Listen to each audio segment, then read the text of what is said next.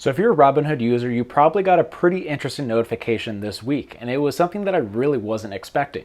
Robinhood came out with a platform where you can create retirement accounts. This is not something that I've seen from them in the past, and the really big tagline that went associated with it is that they'd have a 1% match. You don't need an employer to do the match. This is kind of exciting because while I do have an employer match, it's through a simple IRA, and as a result, I don't have direct control over it.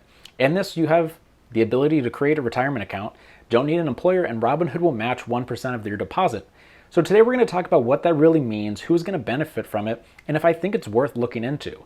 Obviously, this is not financial advice. This is just my research on what Robinhood is doing when it comes to these retirement accounts, and I wanted to share my thoughts. So let me know down below if this is something you're going to take a look at, and if you are deciding to switch your retirement accounts from other brokers over to Robinhood. So at first, I was pretty skeptical about this topic. Anytime I see a guaranteed rate of return, you see stuff with a lot of the crypto sites, you should get kind of skeptical because we've been burned a lot in the past, most recently with the FTX and kind of the guaranteed rates of return.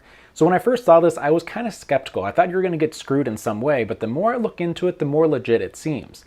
The first question I had is whenever you have a match, is it going to go against your contribution limits? For retirement accounts, there is a contribution limit associated with the type of account it is. For an IRA, it's currently $6,000. In 2023, it's going to go up to $6,500. But something is worth using anytime the government limits the amount of money that you can put into it because they don't want you to throw all of your money into it because they don't want you to build wealth too fast. So my first question is, does it go against your contribution limits? And according to Robinhood's website, it does not. So you're allowed to have your max contribution, and then on top of that, the 1% match does not go against you. So that means if you're able to get it up right now, you'd have $6,000 that you can deposit, which would be matched 1%, which would be $60. Likelihood based off of the number of spots back I'm like 500,000th in line right now. Most likely it's not going to go into place until 2023, and as a result, it'd be $6,500, which will go in as $65 additional. The next question I had is what type of accounts are there? Because there are different types of IRAs. I mentioned the simple IRA, which is something that is done through my work. And then you have the traditional and Roth, which means that you don't need an employer to set up that program for you. Traditional means that it's pre-tax money. This is stuff that goes in and you can be written off on your taxes. So say you put $6,000 in, at the end of the year, you're going to be able to write off $6,000 worth of income because it was not supposed to be taxed. And in this way, you can either have it automatically come out of your account, your paycheck, so then it won't be taxed, or at the end of the year, you can put it in there and you'll get that refund. This is not something that is super attractive to me because as a young person, the most important thing that we have when it comes to investing is time. So over the course of the next 40 years of investing, this is going to allow our accounts to grow significantly.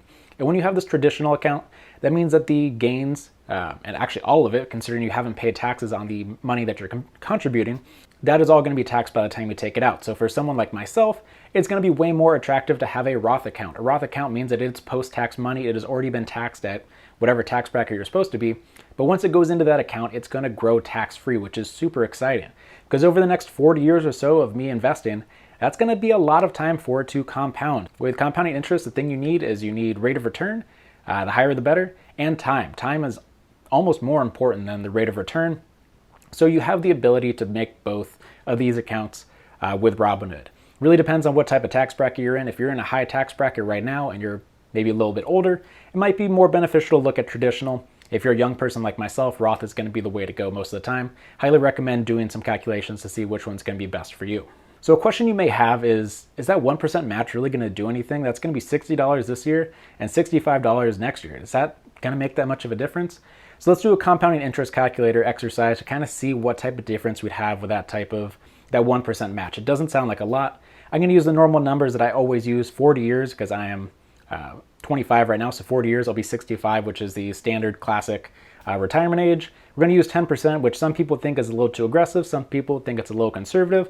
I'm just going to use 10% because it's a nice even number. And we're going to see what that looks like without that 1% match. So based off of that, you would return $2.87 million by the time I'd retire.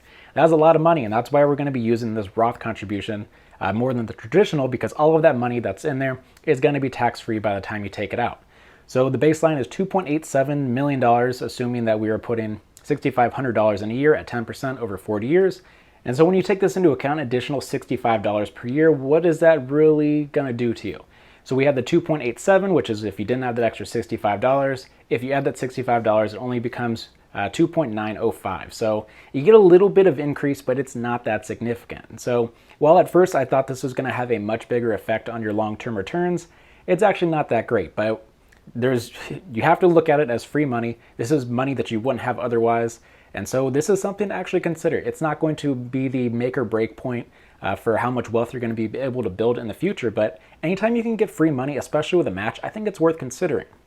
So let's talk about the people that I think would do best with this. Anyone with a retirement account could benefit from this. This is the contribution limit of 65, which is a hard cap, and having this 1% additional is more money than you're going to be able to invest in any other type of account.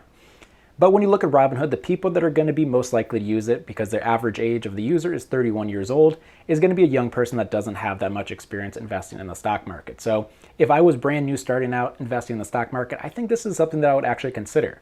Robinhood's interface is probably the best thing about it. It's easy to use, it's easy to look at, and you're able to kind of figure out what's going on with a lot of ease. When you look at something like a TD Ameritrade, which is where I have my Roth IRA currently, if you don't know what you're looking at, it can be pretty complex. So if I was starting over fresh, this is something that I may consider and then eventually switch it over. But for someone like myself, I just value having a set in stone broker like TD Ameritrade that's been around for so many years as my broker. So for someone like myself, I don't find this that attractive, but based off of the average age of the person using Robinhood and how nice it is for people just getting started, anytime you can motivate people to invest more money, I think it's beneficial and worth looking into. So while it's not something I'm going to take advantage of, I think that there are people that can benefit from it, even though you're not going to have that crazy difference in the types of returns with an extra $65, but I do think it's worth looking into.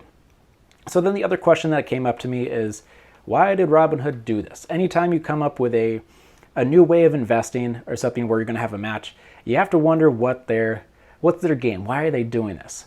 If you look at the trend of Robinhood, they had that huge boom with the stay-at-home movement as people got really excited about investing in the stock market with stuff like GameStop and AMC. But since then, they've kind of had a rough go of it. Since they IPO'd, their stock price is under $10 and it's down 75% this year, and they're losing clients quickly. One of the metrics that you look at is daily monthly users, which in their last earnings report was down 1.8 million monthly average users, which is a decrease of 13% year over year. So the whole idea of this is they're given the incentive of that 1% match, but they're trying to get people to stay with Robinhood for the long term. And by putting a retirement account into it, this is going to incentivize people to use Robinhood for the long term. So they're trying to keep people on the app. They're trying to give an incentive. That's where that 1% comes from. But one of the things that I think is interesting is if some other platforms are going to have to adopt this in the future. Robinhood, for as much as people give it crap, has done a lot of good for the investing community. One of the first things that they did, and one of the reasons why I got started on Robinhood, is that they got rid of commissions. Commissions were a set fee that was paid on either end of a transaction that really took a hit on the smaller accounts. Sometimes it would be $5 per transaction, and if you're having a $100 buy, that is $5 coming out when you buy it, and then $5 coming out when you sell it. So that is a huge hit. So it's going to be interesting to see if some of the other brokers are going to look at this and go, ooh, we don't want our retirement money getting taken away and going to something like a Robinhood. Maybe we'll have to do it as well. There is a possibility that the other brokers don't really care. They don't think that the big money is going to be going towards retirement accounts like this. So it's possible that nothing comes from it, but I will be interested to see if any brokers kind of take the bait to see if this is something that they're going to have to do in the future. So let me know what you thought about this Robinhood news. Is it something you're going to consider trying out, or do you think that that 1% is not attractive enough to consider? Let me know what you thought about this video in the comments down below, and let me know what topics you'd like me to discuss going forward. Thanks for watching. My name is Andy. There's going to be a video popping up on screen right now if you'd like additional content from me, and I will see you in the next video. Thanks for watching.